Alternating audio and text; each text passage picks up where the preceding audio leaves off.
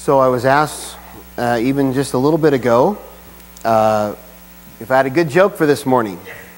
And I said, well, I have a joke. You'll have to determine if it's good or not. That's going to be up to you. But found a story about this elderly man who was walking through a toy store. And he was going through the different aisles, looking over all the toys on the shelves, when he came to the section of all the trains, the model trains. He's looking over everything when a clerk came up to him and asked if he had any questions and could he help him with anything. And the older gentleman he asked a couple of questions, but he had his eye on one particular train set. He thought that the cars were very realistic looking. It had some scenery that went with it. The engine would blow smoke out of it as it went around the track. He really thought that one was pretty cool. And so he said, well, could you help me get one of those sets down? That's the one I think I want. And the clerk said, well, absolutely, and I think that's an excellent selection. I'm sure that your grandson will love it. To which the old man says, you know what, you're right. You'd better give me two.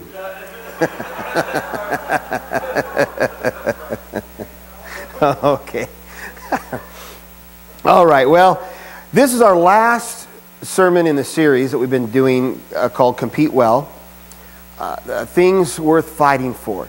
Really working hard at the important areas of our life. The things that we ought to work hard at. The areas of our life where it really makes a difference in who we are and how we live, and especially in who we are in Christ.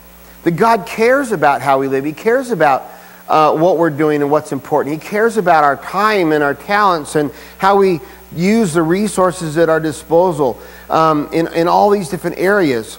We talked about so many different things, and in this last one today, we're going to talk about attitude. God cares about your attitude. America's favorite cynical adage of Murphy's Law states that rather famous quote, anything that can go wrong, you should say it with me, will go wrong, right? And we know where that comes from. We all have that feeling, that sense when things have gone wrong. And yet what a poor attitude for life. If that's the adage of life, if that's something that we're trying to build our country on, it's a feeling, it's a sense, it's something that is in with probably all of us from time to time, but it's not a good attitude.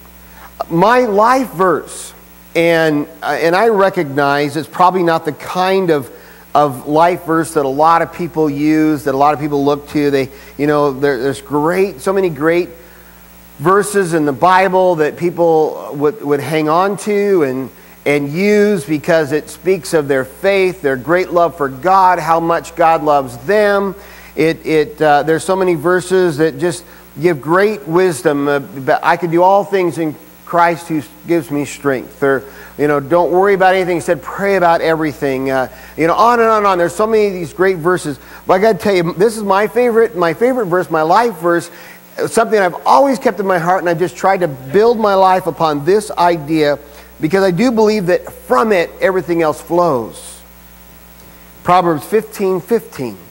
It says, all the days of the afflicted are bad, but a cheerful heart has a continual feast. It's about attitude. It's about your view of life and how you approach life and how you look at the things going on around you. Christian life coach Zig Ziglar once said that another famous adage, your attitude, not your aptitude, will determine your altitude. Your attitude towards life and how you live your life makes all the difference in the kind of life you're going to live and the kind of life you're going to have. And I want to suggest as we continue through this morning that Jesus practiced the right attitude. Before Paul taught on it to all the Philippians later on, Jesus was modeling that he prayed about everything and he worried about nothing. Jesus didn't act like a phony. He didn't try to coerce God to get his way. He didn't do things that to use chance and formulas to kind of get his way. He didn't worry about things. But Jesus taught that your Father knows what you need before you ask Him. You know, that's where we finished our discussion last week in Matthew chapter 6. As we looked through that, the first few verses of that chapter. And it talked about all those kinds of things. And finished up with the idea of prayer. This trust in your Father because He knows your needs. It's about attitude. We talked about so many things in this series. We've talked about faith. We've talked about beliefs. We've talked about the importance of family. We've talked about how to find good rest. We've talked about character.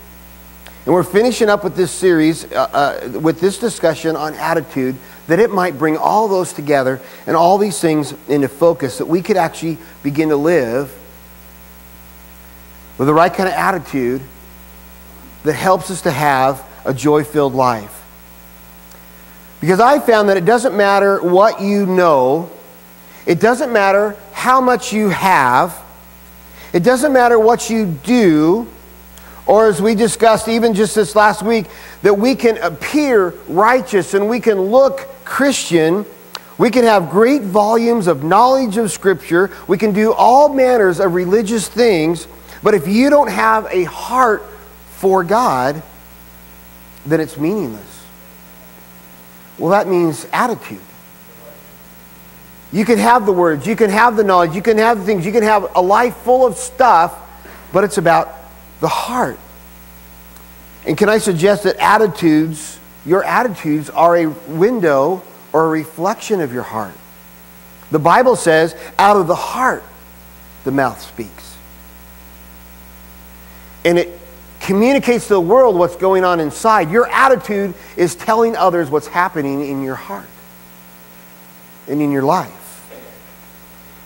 It's not the circumstances that we respond to. It's the heart that spills forth. God cares about our attitude. So we're going to talk about the attitudes that we ought to have. It may not be what you're thinking right now. Attitude isn't just, being wild, gregarious, crazy kind of person all the time. That's not necessarily the right attitude. That's not what we're going to be talking about today. I think we're going to learn some things from Paul, and he teaches us the attitude that we kind of have. And I think he's going to tell us that we need to have an attitude that's humble. We need to have an attitude that's helpful. And we need an attitude that's hopeful. So let's begin with the first one. Apostle Paul, and I'll invite you now to begin turning to Philippians chapter 1 as I set this up. Philippians chapter 1. We'll also have it on the screen for you. The Apostle Paul is sitting in a house jail. He's separated from family. He's separated from his friends. He can't do the ministry that he loves and that he has given his whole life to. Instead, he's locked up in chains, and he's writing a letter to the church in the city of Philippi. Day and night, he's chained to a Roman soldier. In fact, every 6 hours, they change the guard that's chained to him 24 hours a day. All this while he's awaiting trial from a rather tyrannical emperor named Nero. Now, what was his crime? I mean, certainly the punishment should fit the crime. Well, his crime was telling people about Jesus. His crime was teaching people about joy and about love. His crime was being outspoken about forgiveness, about peace, and about hope in God. And now his reward for trying to make a positive impact on the society around him is that he sits in these chains with no certainty whether or not he will live or die after meeting with Nero. And he speaks to it in this in the opening chapter of this letter. We won't read all that, but it'd be good for you to maybe look at that later on. He's sitting there waiting for his trial, and he doesn't know if he'll be put to death or not. And you might be thinking that you've had a bad day. You might be thinking you've had a bad week. Well, this helps me to read these kinds of things and put it into perspective a little bit. So with all that in mind, Paul's circumstances, his home imprisonment, chained to a guard, waiting to find out if he gets to live or not, writes a letter to the church in Philippi. And he wants to tell them some things, and we call it Philippians, the letter of Philippians. And he tells the people in Philippians 1 that, you know what, you don't need to worry about anything, whether the fact that I'm in jail, the fact that I'm in chains. Instead, what I want you to do is I want you to keep up the faith. I want you to keep on serving the Lord. I want you to keep on going forward. Though I'm in trials, though you're going through trials, he says to them, just keep on trusting. He even says to them, you know what? If I die when facing Nero, that's awesome. He says, I get to go be with Jesus. He says, but if I'm released from jail instead, that's great too, because then I get to continue telling other people about him. And none of it is of any consequence, because he wins either way. Some consider this book, Philippians, the most loving, the most joy-filled book of all of Paul's writings. And yet it's brought to us born out of incredible circumstance. So with that, now with all that in mind, thinking about where Paul's at, what he says, what he's going through, trying to encourage this young church, he says in verse 27, whatever happens, conduct yourselves in a manner worthy of the gospel of Christ. Then whether I come and see you, or only hear about you in my absence, I will know that you stand firm in one spirit, striving together as one for the faith of the gospel, without being frightened in any way by those who oppose you. This is a sign to them that they will be destroyed, but that you will be saved, and that by God. For it has been granted to you on behalf of Christ, not only to believe in him, but also to suffer for him, since you are going through the same struggle you saw I had, and now hear that I still have. So I'm still going through it. So as we break that down a little bit, I want to suggest to you, first of all, that your attitude should be that your first attitude is that you should be humble. That there should be an attitude that is humble. So first we're told that whatever happens, conduct yourself in a manner that's worthy of the gospel of Christ. No matter what's going on. Paul's sitting in jail. The church is struggling and under persecution in Philippi. There's trials and troubles everywhere. This young faith that's still trying to get up off the ground is being met with all kinds of opposition from Rome, from the church of the land, in every way. There's all kinds of trials they're going through. And Paul says, and I think we need to slow that phrase down and really think about what it's saying. Whatever happens, conduct yourself with the right attitude. See, I think we like to justify our bad attitudes, don't we? Our attitudes are somebody else's fault. It's a situation's fault. It's the circumstances we're in. Well, that jerk just cut me off. Well, I would be nicer if those people behave better. I could have a better attitude if those around me didn't live so wrong. Has anyone ever told your spouse, you make me so mad? In our text, Paul is writing from this prison cell, telling this young church undergoing this persecution, hey, whatever happens, have the right attitude. Doesn't matter your circumstances. Doesn't matter what's going on. And I just think that's astounding that Paul says it doesn't matter what happens to you, what you're going through, you are still responsible for your conduct. We don't get a pass. We don't get a freebie. We don't get an excuse just because we've had a bad day or something's gone wrong. Our words and our actions and how we treat others are still accountable to God. The word humble means having or showing a modest or low estimate of one's own importance.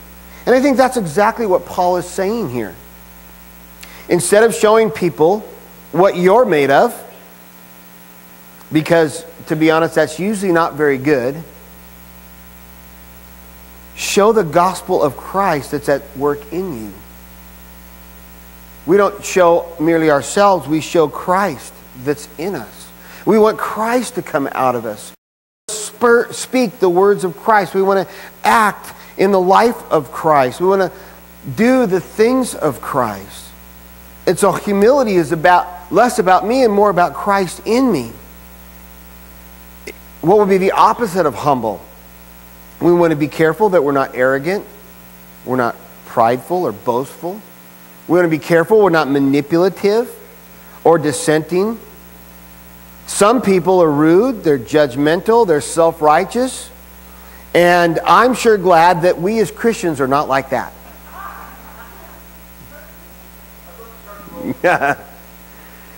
We want to have an attitude of Christ. I was driving through the parking lot of a grocery store. This was a little while back. And I heard a commotion amongst the people walking out in the parking lot and drivers and everything. And there was all this yelling going on. And somebody was obviously mad at somebody else, and there was this loud yelling, and then it turned to cursing, and then various hand signals were coming up out of the window. And I came around the corner, and here was somebody from the church. Now, they never really saw me. I didn't make a big deal. And everybody's going, oh, man, he saw me. Uh-oh, maybe he caught me. I'm not going to say who it was. I'm just going to leave you in suspense.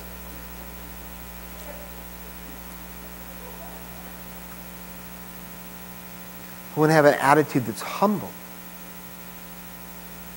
That we're careful that we're not cynical, but instead we're soft. And we want to keep our attitude such that we have the right kind of heart towards life around us. Because Paul said, whatever happens, whatever happens, whatever happens, conduct yourself in a manner that's worthy the gospel of Jesus Christ. Is your attitude worthy of Christ? Is it worthy of the gospel? Second of all, I want to suggest we're to have an attitude that is helpful. Paul said to them, stand together, strive together, serve together. In other words, he's saying that they should work together and make a positive impact on the world around them. Be a good example. Show the people the way. Do the good work. Keep on going. Make a positive example. Advance the gospel. Demonstrate your love and faith. We need to live in such a way that we maintain a good witness and we're helpful to those around us. Now, if you'd indulge me for a moment, may I digress?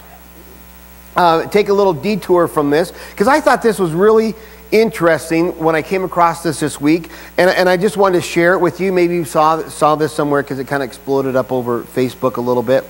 But it's just one of those adding value to your life moments, a teaching that you might find helpful. So in the spirit of helpfulness, I want to give you something. Best-selling author Tom Corley did some research, and he looked at the differences between the habits of rich people and the habits of poor people, and found some interesting distinctives. And this list that came out had 20 habits that were different between rich people and poor people. And he's saying, hey, these are not causation habits. Okay, so I'm not saying now if you do these habits, you're going to get rich. That's not what this is about. It would not be my interest. What they are saying is not causation, but correlation. And only trying to demonstrate that healthy habits promote healthy living. That's the idea. So let's see what we might gain from this. Just that we can learn something today. It might be challenged in some area. So they said this. Number one, I'm going to go through them quickly. You make up your own mind about what you think about it. But 70% of wealthy eat less than 30 junk food calories per day. 97% of poor people eat more than 300 junk food calories today. Similarly, 23% of the wealthy gamble. 52% of poor people gamble. 80% of wealthy are focused on accomplishing some single goal. Only 12% of poor people do this. Have a goal. 76% of wealthy exercise aerobically 4 days a week. Only 23% of the poor do that. 63% of wealthy listen to audiobooks during their commute to work versus 5% of poor people. 81% of wealthy maintain a to-do list versus 19% of poor people. Maintain a to-do list to kind of get the necessary things done. Develop discipline. 63% of wealthy parents make their children read 2 or more nonfiction books a month. Only 3% of poor families teach their children to read nonfiction books. 80% of the wealthy make, that's a happy birthday calls. Networks and people are important to them. Only 11% of the poor. 67% of wealthy write down their goals. Only 17% for poor. Number 10, 88% of wealthy read 30 minutes a day or more each day for education and career reasons, to advance their careers, to become more educated, to do a better job. Only 2% of the poor. I thought this one was really interesting. 6% of wealthy people say what's on their mind versus 69% of the poor. We almost hold that up as a high value. I say whatever's on my mind. Yeah, nobody cares. And it's usually not that helpful. 79% of wealthy network 5 hours or more a month, only 16% for poor. 67% of the wealthy watch 1 hour of TV or less a day. 23% for the poor. So only 23% of poor people limit their TV watching to 1 hour a day. Along with that, 6% of wealthy watch reality TV. 78% of the poor watch. That's probably where they're getting their wisdom they like to share with the rest of us.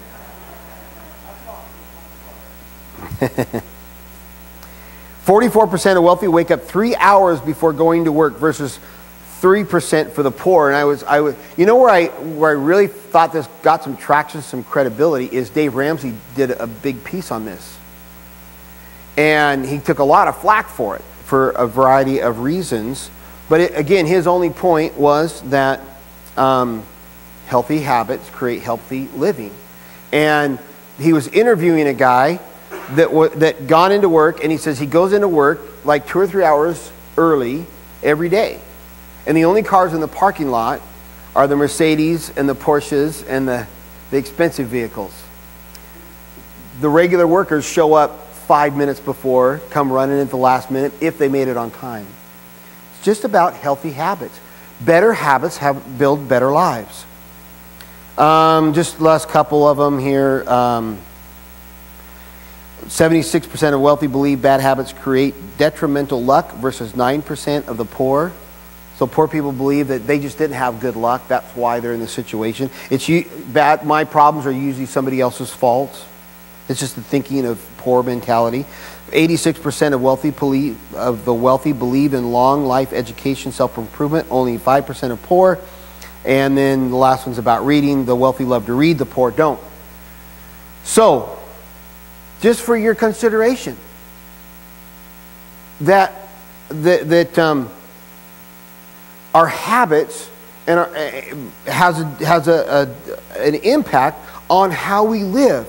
And I want to come back to this attitude and hoping, hey, maybe that's something that's helpful. Maybe that's something that challenges you. Maybe you say, you know what, maybe I could start building some better habits in my life. And that's pretty much my only point in that maybe it's helpful.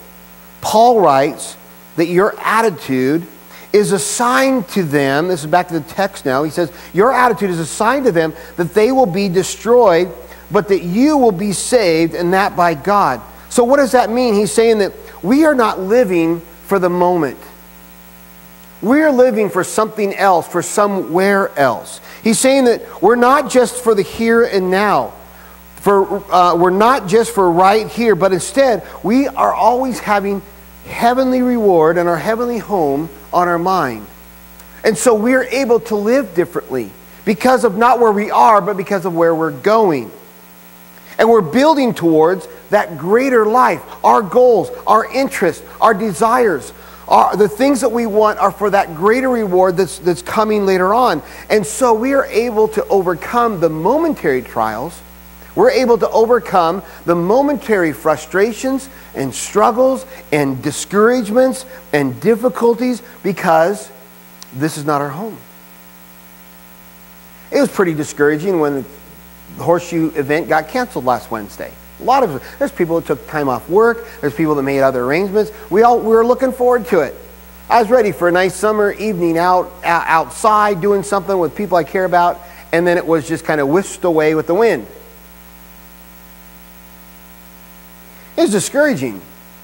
But ultimately, and this is a pretty simple illustration, ultimately, in the grand scheme of what awaits us in that giant horseshoe game in the sky, wasn't that big a deal.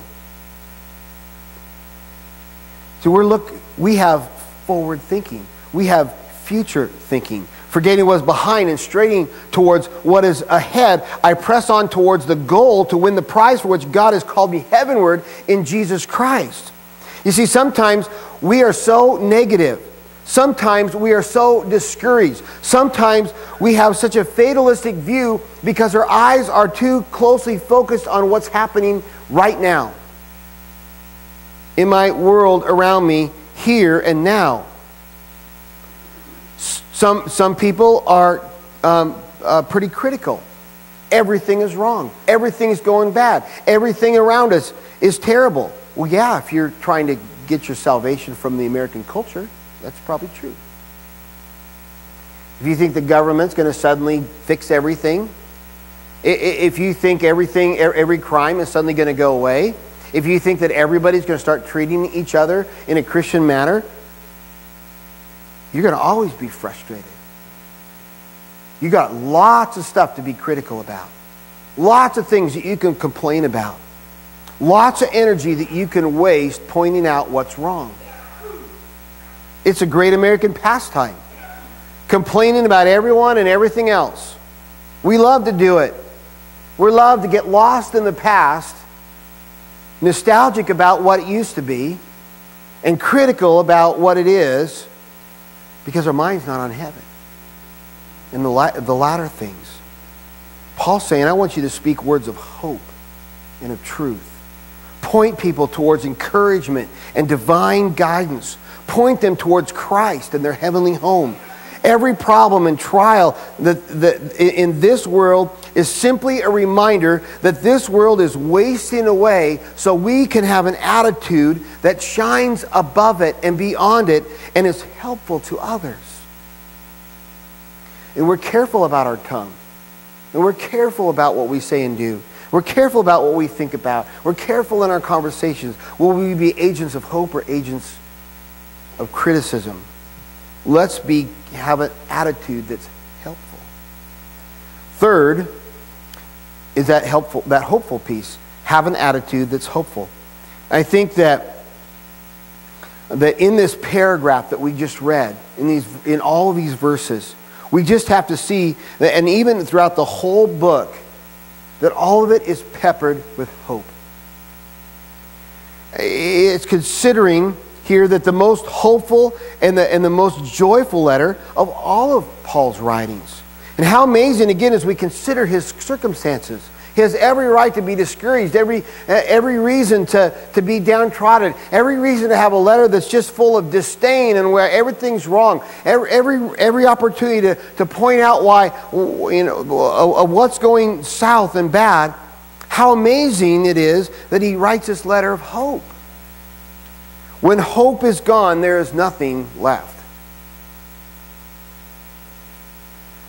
We have to maintain hope and put our trust in God and in Jesus Christ. It's astounding in verse 29 that Paul writes that it is a gift granted to you on behalf of Christ, not only to believe in him, but also to suffer for him. It says it's a gift from Christ. Not only that we get to believe in him and have the joy of following and serving him, but it's also a gift that we go through the sufferings of Christ as well. You know, sometimes we are far too rash. We're far too impatient. we get far too discouraged, we're far too downtrodden, and it happens all too quickly, we give up all too soon. I was in a meeting this last week, and we're trying to do something, a new type of gathering with new technology, and we're doing a group Skype.